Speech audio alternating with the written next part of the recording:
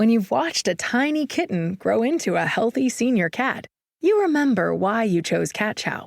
Because it's backed by 60 years of expertise. Cat Chow makes yummy formulas for cats of all ages, which makes me one happy cat mom. Ready to pop the question? The jewelers at BlueNile.com have got sparkle down to a science with beautiful lab-grown diamonds worthy of your most brilliant moments. Their lab-grown diamonds are independently graded and guaranteed identical to natural diamonds, and they're ready to ship to your door. Go to BlueNile.com and use promo code WELCOME to get $50 off your purchase of $500 or more. That's code WELCOME at BlueNile.com for $50 off. BlueNile.com. Looking for a fun way to win 25 times your money this football and basketball season? Test your skills on Prize Picks, the most exciting way to play daily fantasy sports. Just select 2 or more players, pick more or less on their projection for a wide variety of stats, and place your entry. It's as easy as that. If you have the skills, you can turn $10 into $250 with just a few taps. Easy gameplay, quick withdrawals, and injury insurance on your picks are what make Prize Picks the #1 daily fantasy sports app. Ready to test your skills? Join the Prize Picks community of more than 7 million players who have already signed up. Right now, Prize Picks will match your first deposit up to $100. Just visit prizepicks.com/play100 and use code play100. That's code play100 at prizepicks.com/play100 for a first deposit match up to $100. Prize Picks, daily fantasy sports made easy. Hello, this is international football commentator Derek Ray, and you're listening to the Ranks FC podcast.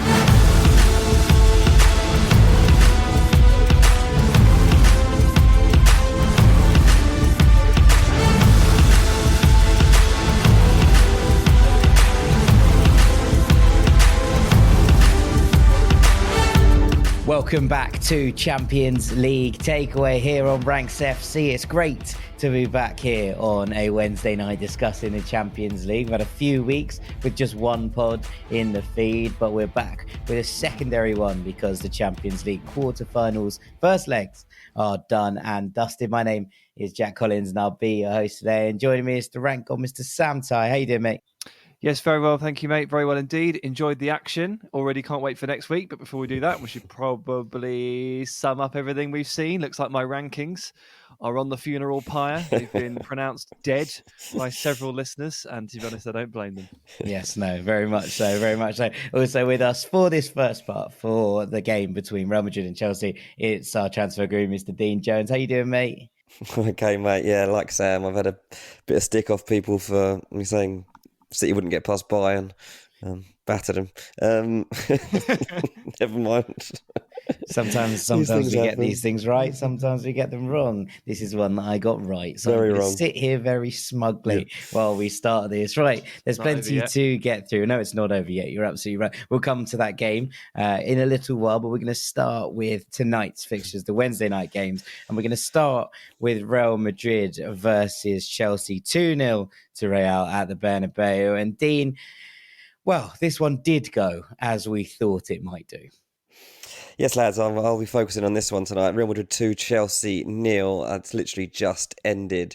Goals from Benzema and Asensio. I think he scored with his first touch. I'm not entirely sure about that, but he had just come on.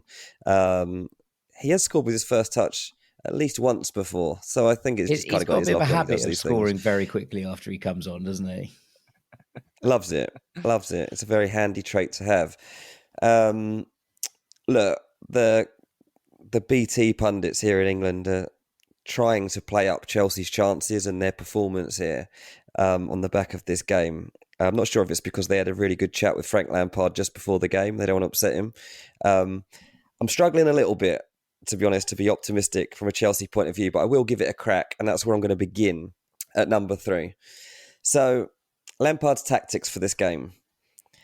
To be fair to him, he will probably have good reason to be disappointed that João Felix didn't give them the lead very early on. It was a fantastic chance, through on goal, didn't make the most of it.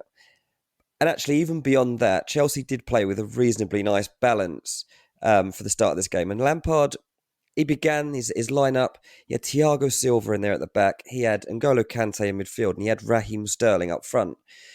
Now, the reason for this was Lampard felt they needed experience, and it was going to be vital on this stage. He needed those players through the spine of his team to give them, well, probably a nous that they've really lacked for a lot of this season. We know that Chelsea haven't scored many goals. I think it's actually the fourth game in a row they haven't scored a goal. But he was hoping that experience would lead them to an unexpected win in the Bernabeu. Honestly, for 15 minutes or so, that was fine. But he also used a three at the back and wing backs. And honestly, they just didn't have any idea, it seemed, of how to progress the ball from the back into the areas that would exploit dangers. Enzo Fernandez, his movement was pretty good. Everyone else, honestly, I'm struggling with this big time. I'm really struggling. The top two, Sterling and João Felix, there just was barely anything there. A couple of glimpses, but just nothing like the movement that you need to help you find space and openings against a team like this. And yeah, it just didn't have any adaptation or in-game management that could have changed this.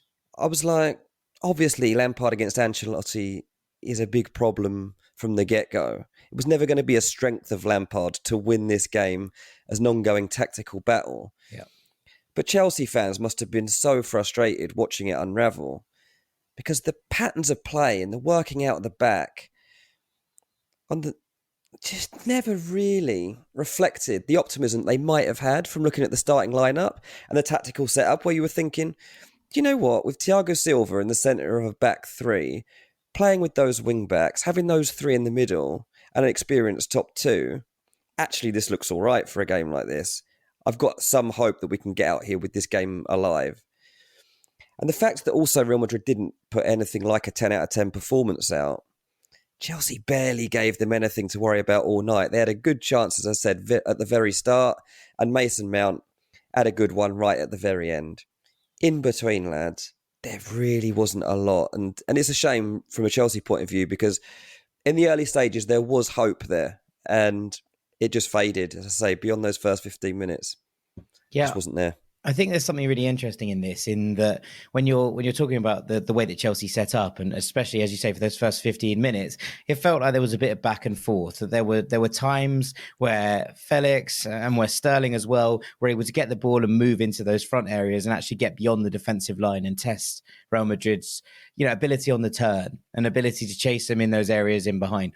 As soon as Real Madrid scored that first goal, the entire nous of the game changed, and Chelsea didn't change with it whatsoever, because there was that element then of Real Madrid were like, well, come on then, come at us and we'll just sit here and hit you on the counter. And the way that Chelsea struggled after that first Real Madrid goal, I don't think is any coincidence. I don't think it's any coincidence whatsoever that what we're saying is Chelsea started well when it was 0-0. It was a bit cat and mouse. You have to go for it. There has to be an element of kind of chasing that first goal and getting in the lead. As soon as Real Madrid have that, there was no reason for them to go absolutely pounding after a second, because they knew that Chelsea would have to come out them. And it meant at that point that Felix and Sterling were so isolated, I thought, that as soon as they got the ball in that third, Real Madrid nicked it off them and off they went again. And there was nothing in Chelsea's game plan to kind of adapt for that situation, I thought. Yeah, I mean, that kind of leads me into number two, which is the intensity that both teams played with was a big difference in this game. Madrid had loads of it. Chelsea had very little of it. Quite surprising, really. Like, parts of this match were actually quite open, more open than I would have expected.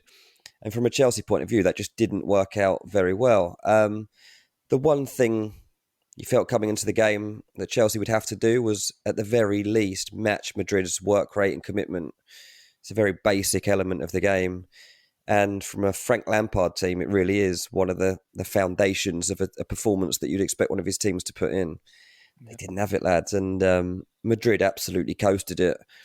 The TV commentary here in England described this as a flat performance from Madrid, and that they were doing nothing special, and that Chelsea shouldn't really have anything to fear going into the second leg. That's a very positive spin to put on the fact that Madrid really didn't have to do a lot in this game to actually win it. The Bernabeu, yes, was flat. That's because it was pretty boring for them to watch this game unravel. They were never going to lose. And they won't lose this tie overall unless Chelsea can produce something that none of us can see coming at the moment. And actually, the Chilwell red card that came on just before the hour mark is a really good example of this intensity that I felt was lacking. The players, for too many periods of this game, from a Chelsea point of view, were happy to go through the motions. And there's this part of the game, and I think the keeper rolls it out. Chelsea have just been on the attack. And Madrid's midfield are just sat in their own half, about halfway in, just in front of the edge of the centre circle. And they're just standing there, passing it to each other. Enzo, Kante, Kovacic are standing off them. They're letting them do it. So as Madrid slowly advance, they're still in their own half. The ball's played forward once. The ball comes back in. And then Valverde spots that Rodrigo's got a hole to spin into. It's straight off the back of Cucurella, who, to be fair to him, has only just come on as a substitute for Koulibaly. He's not in the rhythm of the game at all. I mean, he hasn't really been much of the rhythm of the season, to be fair to him. But Rodrigo sees it. It's the tiniest movement. Spins off his shoulder. Cucurella's dead. And as he's about to get into the box, Chilwell pulls him back, gets the red card. Look, it was honestly, it's like, why the three of you just sat? Why are you content to just sit there, let Real Madrid have the ball there right now? Not one of you is pushing. Look, Kovacic actually hasn't a great time recently, I don't think. His performance levels have been that good. Kante obviously hasn't had that much game time. Enzo was probably Chelsea's best player on the night and is consistently going to be that because of the levels he's been playing at anyway. But yeah, it's very strange that such a basic element that should have been there for Chelsea was lacking. So when they then flip it and say, well, this game isn't dead, Chelsea have got a lot there to fight for in the second leg, I'm like, but have they? Because they're lacking such a fundamental element of being able to beat such a good team. Yeah. The scary bit here is that Real Madrid can get a lot better. Chelsea arguably maybe can't. So that's unfortunately the spin of it.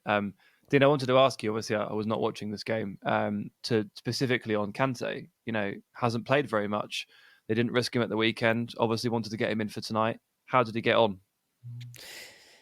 And look, he was okay. I couldn't give him much beyond that. I mean, I don't necessarily think that this was his fault. I'd say Kovacic was worse than him and Enzo did all right. But Kante, I think, struggled with the setup of this team. I don't think in front of him he had anything to bounce off of. Like the runs weren't there for him to ever look up and try to play into. And I think equally, the balls that he might expected to be coming out of the back weren't there either. So at times he was dropping really deep to try to look for the ball to try and get things going. But typically Enzo's in there anyway trying to do that. So that hole doesn't really exist for him anymore. And obviously Kante isn't at the moment the full box-to-box midfielder we were once getting because he's just coming back, right? So he was okay, mate, but you need more than Kante. Like, I can totally understand. He did take him off in the end, but Thiago was never ready to play 90 in the Bernabeu. Kante's not ready to play 90 in the Bernabeu. They were always going to struggle at some point in the game, but they struggled for longer than they probably should have had to. And it doesn't make any sense to me. Yeah, I saw an account on Twitter talking tactics, one of those big tactic accounts. And they said Chelsea's players look like Manchester United under Ralph Rangnick, disinterested and barely breaking out of a jog. It's a sentiment I've seen thrown around a little bit on Twitter already. It's not a great vibe considering Lampard was supposed to be a little bit of energy and a little bit of bounce for this team and not much more than that. You weren't looking at him to rescue them on a tactical level. You were looking for a bit of, giving them a bit of igniting spark. And that being the case is not seemingly what's going on. Well, this is the thing, isn't it? Lampard brought in to try and help them through this period in time, which is tricky enough as it is. But he's now had 2 games as manager of Chelsea. He's lost to Wolves and he's lost to Real Madrid. And he's now looking at a home fixture against Brighton at the weekend that comes before the next match against Real Madrid. So before this game, I was thinking, how's he going to rotate his team for that Brighton match? Like, what's he going to do there? Now, he's going to have to rotate. Like, Reece James can't keep playing these minutes that he's playing. Kante can't keep you this amount of time. Before the match, he even said he wasn't sure exactly how long he was going to get out of Thiago Silva. There's so many problems in this Chelsea team right now. And honestly, I look at that fixture against Brighton. I mean, I'm tempted to stick the mortgage on Brighton at the moment. I want to see how I feel about that in the morning. Better have a chat with Taylor about that before I do it. But I was kind of joking when Lampard took the job, and I looked through the fixtures and said, I'm not sure, apart from Nottingham Forest, I can see him getting a win here. Not sure they're going to beat Nottingham Forest. Anyway, it was the mismatch we expected, lads. But number one is like, to talk about what was good about Real Madrid was that if Chelsea did lack energy overall, then Madrid didn't lack that. And it was largely because Valverde and Vini had that spark, and that it was just game defining. Like, their elite players were able to feel the game out, win their own battles without being majestic. But these two were at it tonight. And Valverde in particular, like, the energy levels of him were crazy. He also was getting himself into awkward positions, advanced positions at times that Chelsea struggled to track. They didn't know who should be going into those gaps that he wanted to find. He's really good, actually, in games like this at making the opposition think, put them on the back foot, basically, at difficult times in the game, and just changing the feel of a performance. He made Chelsea's failings show up even more, to be honest. He was a standout performer in this game. Now, Benzema will probably get a lot of the headlines because he scored again against Chelsea, but he's basically doing his job and converting a chance that's fallen on his lap. But again, it's Vini that we have to talk about as well. Like, at times he was just killing Reece James. He was rinsing Fofana. I think the last time I did one of these Real Madrid recaps, I put in Vinicius Jr. at number one as the reason that Real Madrid are the scariest and the main reason they won the game. But even if I did do that, it's not going to change me putting him into this position again here. He forced the first goal, had the layoff for the second goal. It feels like he lives for these nights, to be honest with you.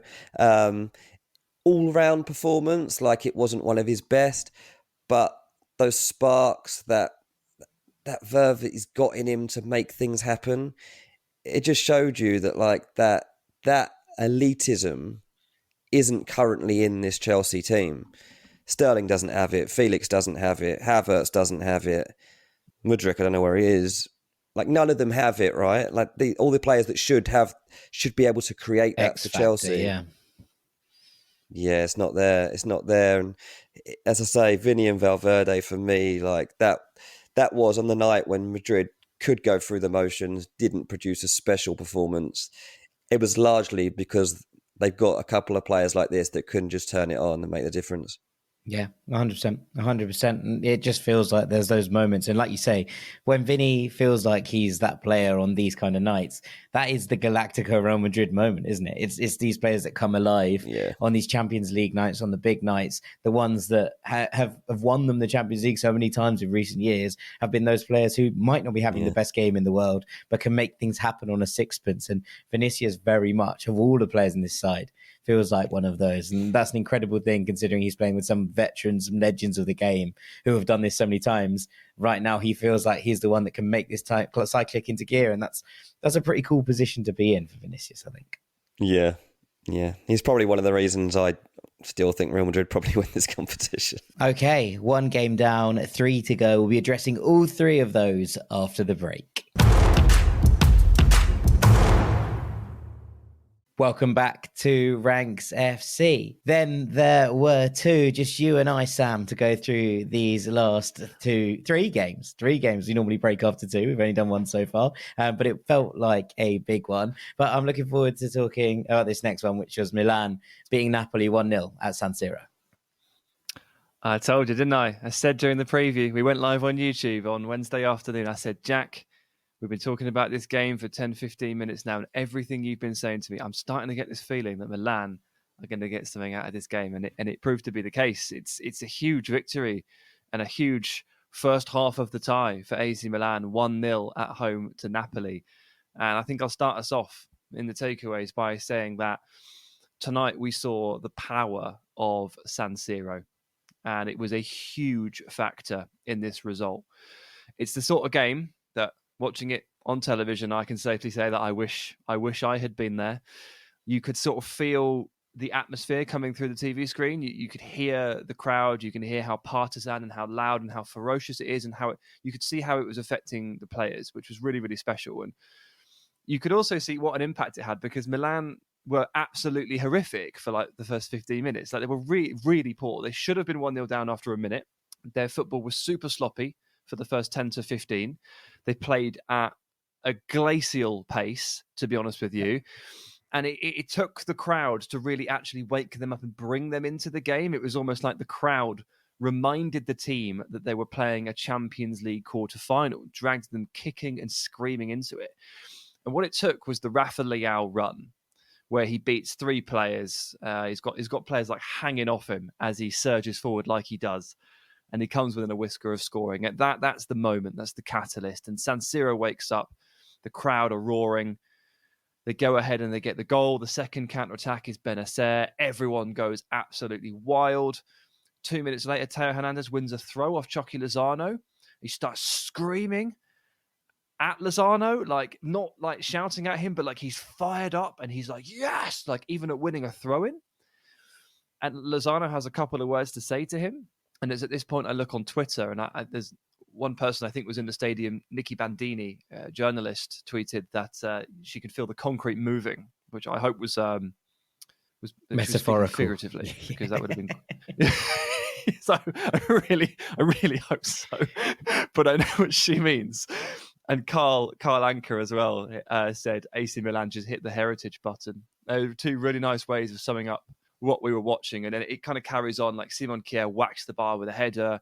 And if you're Milan here, you basically just don't want this half to end. Like, you, as players, you feel invincible. And we talk about this concept quite a lot, but rarely do you see it with such effervescence. And, you know, there are certain players in this Milan team who very clearly thrive on emotion. And when they get charged up, they level up. And I was going to make this its own takeaway, but I think we can sort of crowbar it in here because we've got a lot to talk about. But Davide Calabria put in the shift of his life this evening, the shift of his life. You know, I mean, Kvara wasn't terrible, not by a long shot, but you could probably say that Calabria just about held him at bay, which is almost impossible. And this, I don't think this can happen if San Siro aren't there to charge Davide Calabria up and roar him all the way across the finish line. I mean, Kvara came off in the 80th minute. It's to do with the red card partially, which we can come to later. But imagine being Calabria and putting in that performance and watching Kvara leave the pitch. You must feel the most incredible sense of self-satisfaction at your night's work.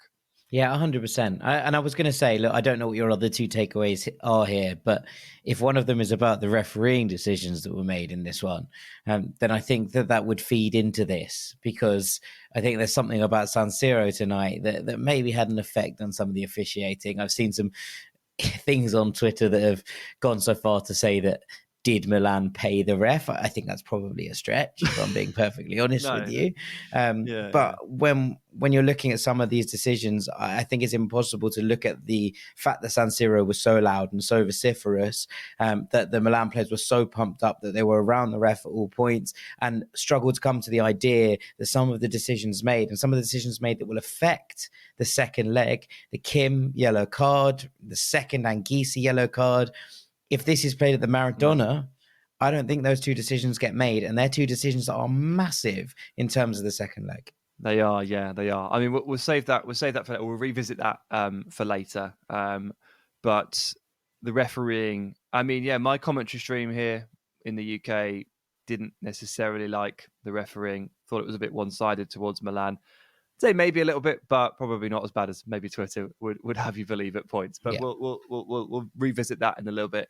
Because my second takeaway here is that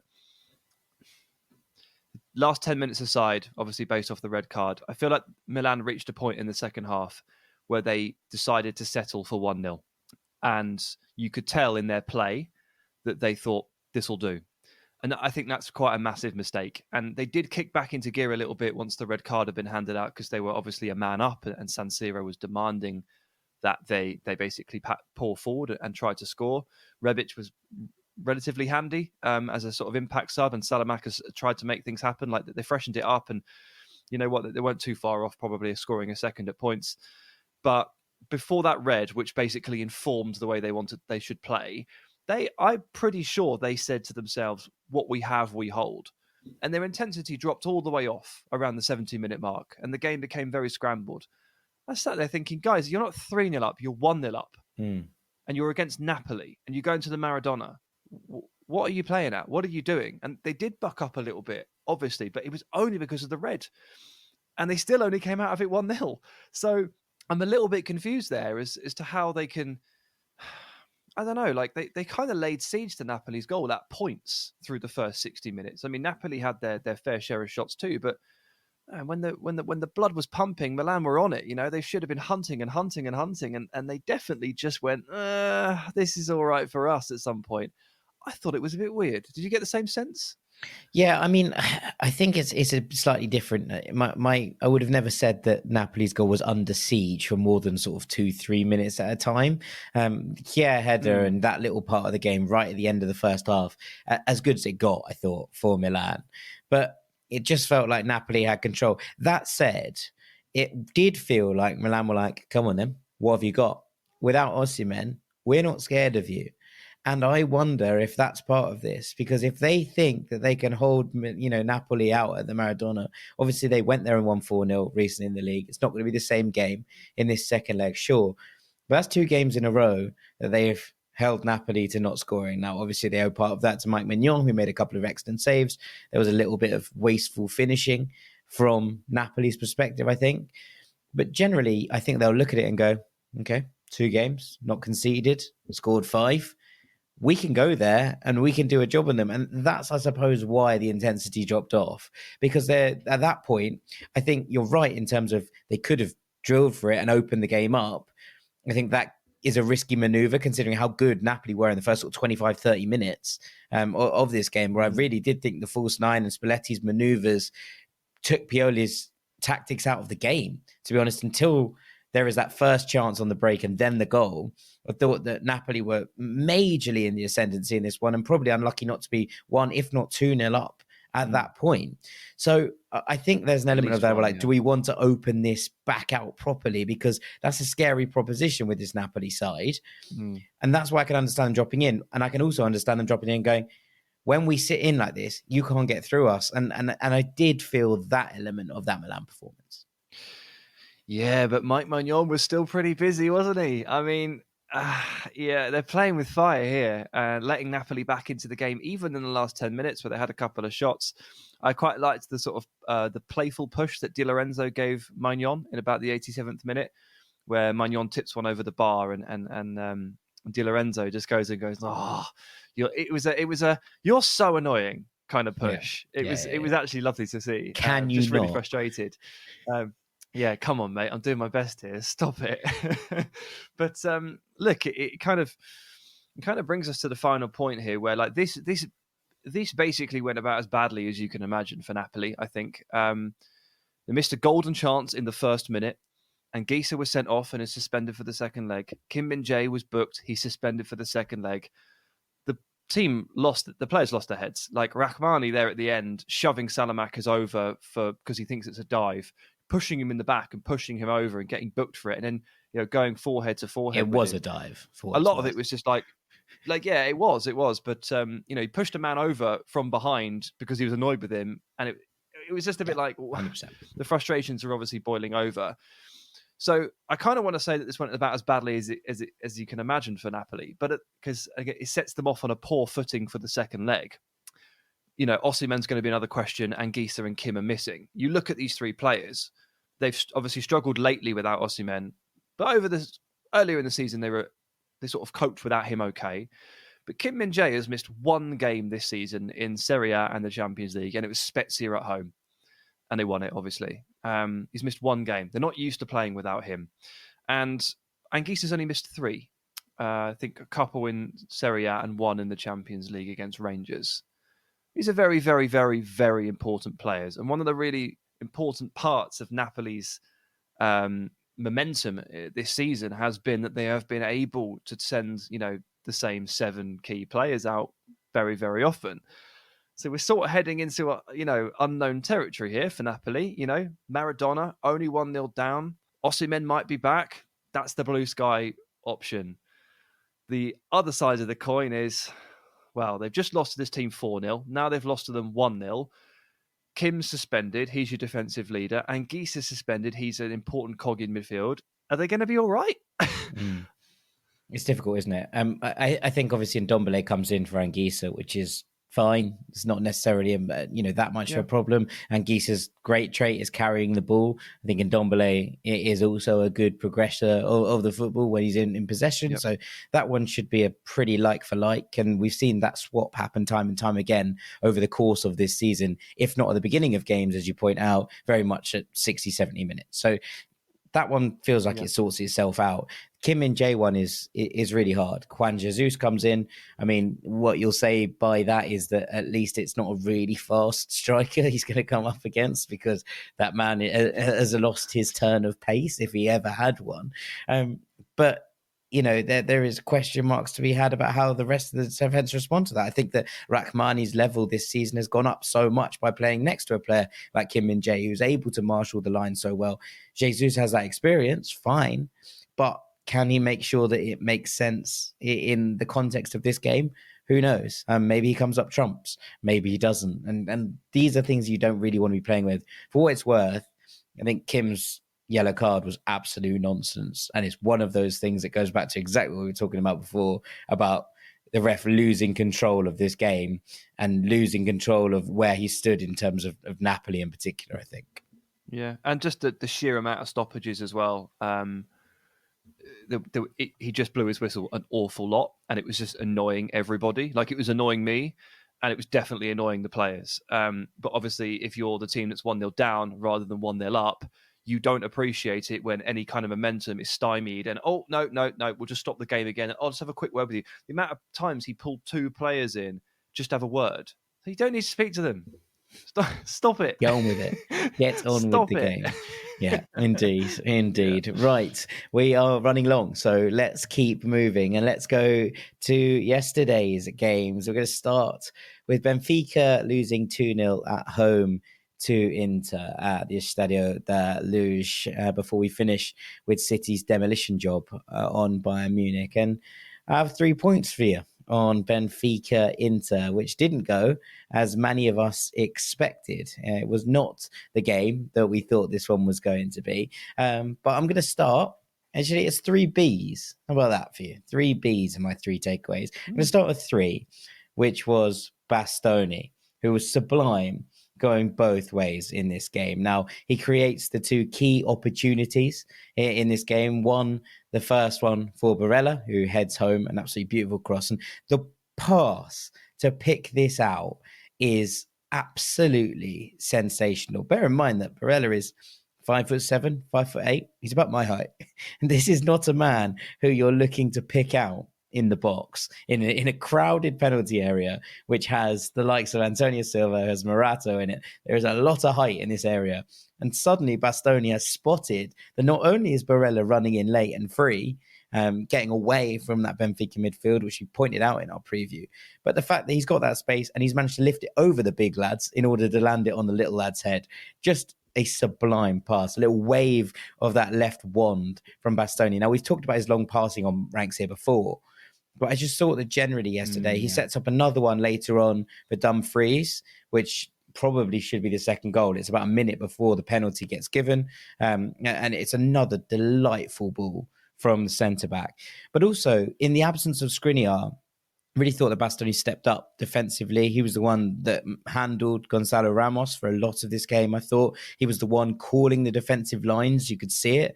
And for such a young player to step up with Skriniar absent, who's clearly the kind of natural leader of this pack, to step up and be that defensively solid against a side that have been, to be honest, pretty irresistible through the entire game. To keep a clean sheet at the Luge is no mean feat whatsoever. Very, very few teams have managed that this season. And you look at what Inter did yesterday in terms of stifling them. And look, we're going to talk about the fact that Benfica had defensive issues and had rotations in that defence. This was not particularly rotated attack. It was the attack that Benfica have been running with for the entirety of the season. It's the attack that Benfica have been running riot with all season. And Bastoni was the forefront of this being absolutely sublime. So I've just got to give props where it's due. Bastoni, absolutely brilliant yesterday. Yeah, he's a gifted passer for sure. The long raking balls, he and Barella have had this connection for years now, haven't they? It goes back to their title winning season. It goes back to Conte. The way he gets under that ball and lifts it 60, 70 yards, it looks almost effortless. It's really, really impressive. I saw a couple of Inter fans tweeting about this. I can't tell if it's Alessandro Bastoni or David Beckham, the way he's sending these balls in from the flank. I mean, it really is genuinely one of the best Beckham out there at the long ranger. Yeah, the left-footed Italian centre-back version of Beckham. All right, fine. Maybe they went too far, but still very, very talented in that area. So good to see. Yeah, absolutely. A lovely footballer, and nice to see him doing some good work defensively as well. We've known about the passing for a long time, but making himself into an all-round defender is really lovely. My second point is that Benfica wilted under the lights yesterday, and this is the second time in 5 days that Benfica have wilted in a bright light. Now, we've talked about this team, we've talked about them in glowing terms all year. And we've talked about the Roger Schmidt's influence on them, the fact that they've been far and away the best team in the Primera. We've got to the business end of the season. And there are two kind of theories that you can posit with this.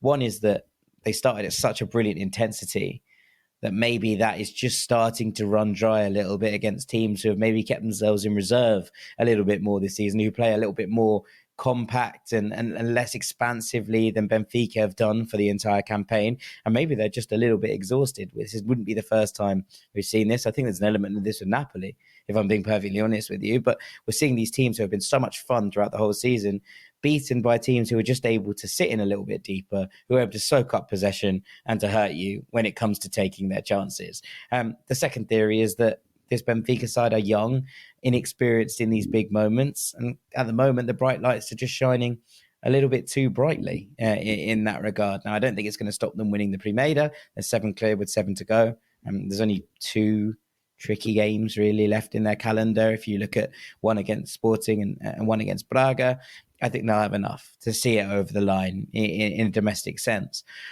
But I don't think they'll have enough to turn this tie around at it's the Giuseppe Meazza when Inter play there, is it not, the San Siro? So I don't think that Benfica have the ability. Well, I think they have the ability. I don't think they have the temperament to actually get the better of this. And there's a moment here in the 94th minute where they race through on goal. Ramos races through on goal. The one person you want it to fall to. And his effort is so tame, and it's dealt with really comfortably. And that's the kind of game, obviously it's not going to change the result, but going from a 2-0 deficit to a 1-0 deficit is the kind of thing that can completely swing the momentum of a tie, and also completely change the fact that Inter would have felt like they were coasting, and suddenly they've got a team breathing down their necks who have that momentum with them going into the next game. And I think those moments are massive. There was just a couple of them. There was a goal-mouth scramble, which is the kind of thing that's been going into the back of the net. Rafa Silva had a big chance early on that Onana did really well with. And this Ramos chance late on. And I was just looking at it going, 2 months ago, I think Benfica would have scored those chances, won this game 3-1. And when you compare that to what we're seeing here and what we saw in the Clásico against Porto, I just genuinely think that they might have just run out of steam a little bit, and the fact that the lights just feel a little bit bright for them with the young side not used to being at this end of the competition in this manner. Yeah, I can definitely buy into the idea that they are flagging physically, and it's just, we're ticking into mid-April, and it's just taking its toll. The style that Roger Schmidt instructs is very, very intense, as we know. And we know that his teams will eventually sort of start to flag. It's pretty classic Red Bull model.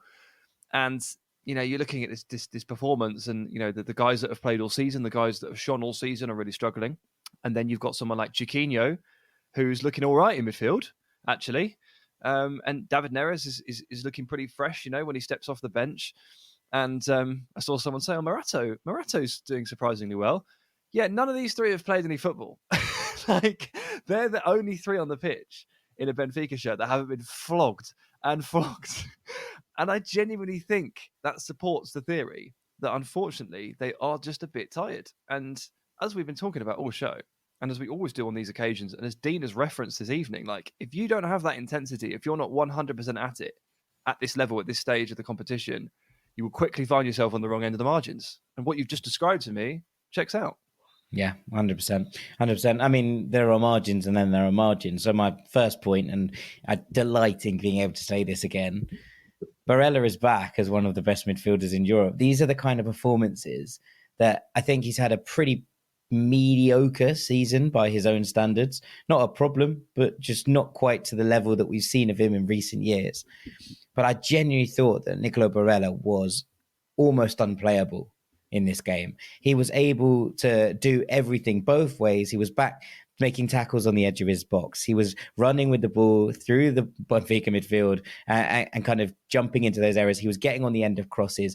He was not taking knockdowns of Dzeko and Lautaro. He was able to link the play, and just all of it felt like I was watching a player back in his prime. Barella loves these occasions.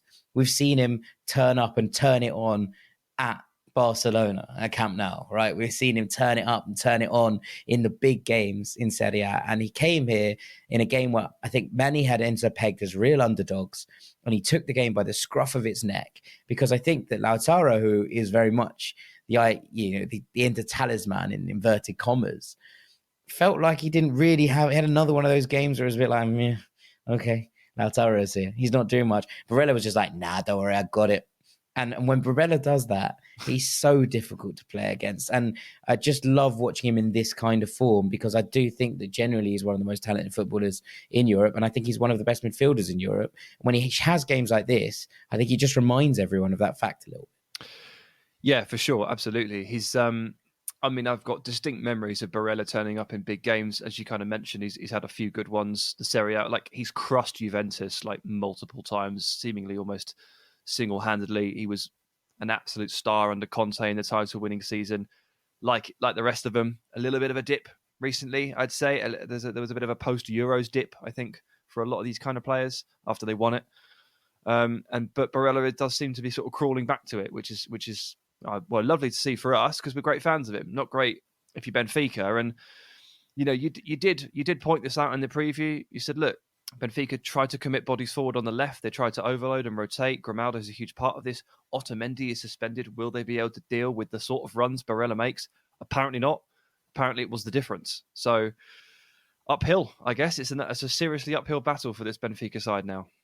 Yeah, I mean, look, they have the talent to do it. And if there's an early goal, the Miazza, then nothing is ruled out with this side. They have the ability to, as we've seen, to go to difficult places and score 3-4 goals. And we've seen it in the Champions League this season. I just wonder if the intensity has dropped off as much as it did in this game, if that's going to be possible against the crowd, against all of it, and with Inter looking relatively comfortable. It's going to be very, very interesting, this second leg. Let's take it to our final game, which was Manchester City 3, Bayern Munich 0. Now, this second leg has less intrigue, because this was comprehensive, Sam. It really was. Wow. Just wow, I think. What an outstanding performance from Manchester City and a number of their players, and what an outstanding performance from Pep Guardiola as well. You know, to beat Bayern Munich 3-0 is some achievement for literally anybody. It doesn't matter who you are. You could have the pedigree of Real Madrid in this competition. You could have won it 4 times in a row. If you beat Bayern Munich 3-0 in the Champions League, then you deserve a round of applause and then some. And so for City to go and do this, and in the process prove a lot of people wrong, or maybe make a lot of people think twice, is maybe the more accurate way of putting it. Very, very impressive. I'll start us off on the takeaways by saying that John Stones is the man. He is the man. John Stones is the man. Put him in charge of everything. The country, the world, the universe, I don't care. He can do it all. Clearly, he is capable of literally anything. He was man of the match in a game where Man City scored 3, where Bernardo Silva ran rings around Fonzie Davies, where Rodri dominated a midfield of Goretzka and Kimmich and scored a left-footed curler from outside the box. It was a game where Ruben Dias stood tall, Ake was nearly perfect, and Grealish was an absolute terror. I could literally cover the whole team. Yep. And yet John Stones is man of the match. He was the best player. And this is very significant, I think, because, again, in the preview, we asked the question, okay, Stonesy, playing your hybrid right back, centre back, midfield role. Absolutely loving it against the Liverpool side, who are very weak in midfield this season, and obviously very good against Southampton, who are bottom of the league. What about Bayern? What about this midfield? What about this opponent? What about one of the best pressing and most physical sides that you can come up against on one of the most important possible nights? Yes, yes, yes, yes. All ticks. Stonesy absolutely bossed it. Assist, clean sheet, defensive recovery work to die for. Smoothness in possession, wasn't phased, wasn't fussed when Kimmich and Goretzka are hunting him down, when Sané and Gnabry are trying to enact a press. Honestly, you squint your eyes, mate, so you can't quite see, exactly. You can't quite see the back of his head, and you just wonder maybe if you're watching Sergio Busquets instead or something. Like, it's just outstanding, absolutely outstanding. I'm flabbergasted. I shouldn't be, but I really thought that he would, against Bayern Munich, at least struggle a little bit to do this incredibly complex role. No. So what you're saying is Busquets-esque Barnsley Beckenbauer burns Bavarians badly. Yes, that's exactly what I'm saying. John Stones is the man. Let's move us on to point number 2. Dayot Upamecano is not the man. He's just not.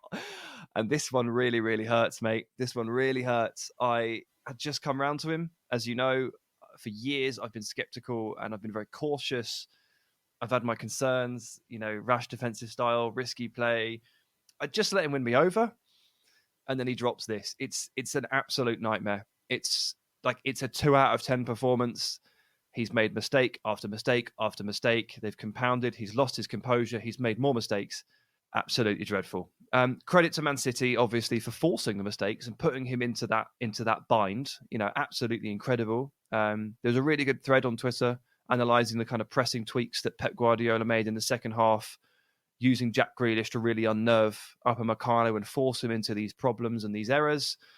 But my God, I don't like to throw the term around, Jack, but it was a disaster class, absolute disaster class. And by the end of the game, he looked like a shell of a human being. It was genuinely remarkable. Yeah, it was real bad. And it felt even worse considering we discussed the fact that Kanate and Upamecano, and he'd kind of caught up to Kanate, and then suddenly he did that, and it was like, oh no, he's gone again. I'm going to sum your point up though, by saying that what you're saying is dreadful Dayot drops dreary dismal disaster class. We're really rolling today. What's in the number 3 then, Sam? Yes, we are. Oh, it was really tough. It was really tough to watch. You don't like to see it, but let's finish off by saying that this was not just an Upamecano problem. This was a Bayern Munich problem. And I will say that my final takeaway is that I don't think I've ever seen Bayern collapse like that. And I don't think I've ever seen them bullied like that, which is possibly the more concerning part from me, because I do think that so much of the strength of this Bayern Munich team is harnessing that intensity and that speed of play that we've been talking about that really sets the elite ones apart. And I really feel like their superpower this season, which was, integral to beating Barcelona twice, Inter Milan twice, and PSG twice, was their midfield that could not be beaten, could not be unnerved, could not be ruffled. And they were awful. They were made to look really quite poor for most of the game. Kimmich had a really good first half an hour. Goretzka couldn't find it at all. And by the end, obviously, the entirety of Bayern Munich's team looked terrible except for Jan Sommer. They completely collapsed and completely crumbled. I'm stunned by this. I'm genuinely stunned. The mentality of Bayern is one thing, the maturity is another, the physicality is a third element, and it all deserted them. So what does that mean? How does that paint Man City? Like, how do we have to look at it? Look at Bernardo Silva there, tussling away and getting the better of Fonzie. How many nutmegs did he manage in a row? 3, 4? I mean, we're losing count. It was uncomfortable at times. With Rodri. Yeah, absolutely. You've got Upamecano with his head in his hands. You look at Koeman's face there, Jack, second half. Kingsley Coman's face, when once again he has failed to generate even half a yard of space to get away from Nathan Ake. He can't believe it. Kingsley Coman is like, you can't beat Kingsley Coman for pace. He always gets around you. He always hits the byline. He always gets something. Nothing. Absolutely nothing. Sané took a few long shots. He looked all right at times, but couldn't really get into the game. But again, it was like, what? Is this the real Bayern Munich? Is this an imposter set? So we must therefore deduce that Manchester City were truly, truly incredible, because to make this Bayern team, to make this club collapse like that is something else. Yeah. It was single-minded, wasn't it, for Manchester City? It just felt like they were driving in the same direction throughout. And obviously Pep came out and said there were worries about it afterwards. But just generally what I felt about it was the relentless nature of that performance, and the fact that, every single time it came back at Bayern, it felt like if it had been 5, there wouldn't have been much to complain about. I think maybe 5-1 would have been, you look at it and you go, okay, fine. To say Bayern were lucky to come out of Manchester with a 3-0 loss is something that I didn't think I'd be saying today, but that's the truth of the matter. That's where we're at. Yeah, 100%. Yeah, I mean, Bayern had a couple of chances. They had one in the first half, really nice one actually, didn't they? But how many did City miss? In response, and Erling Haaland looked for a while like he wasn't going to score. In fact, I think he sort of thought that he wasn't going to either, which is why he ended up crossing that ball and assisting one of the goals. Fantastic stuff. Just an incredible performance. I mean, you say single-mindedness. I think that's a good way to put it. I'd say they smelt blood, and they just went for it and went for it and went for it, and they got enough goals. They did what I kind of wanted AC Milan to do, but I understand that Milan couldn't really hit that current, that vein. Slightly different, but man, relentless, single-minded, incredible, absolutely incredible. Bravo, Man City.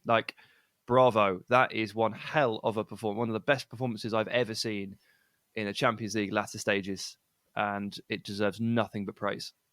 Absolutely. It's Manchester molten machine melts miserable Munich or something like that. Do you just spend the entire time I'm talking just thinking those up?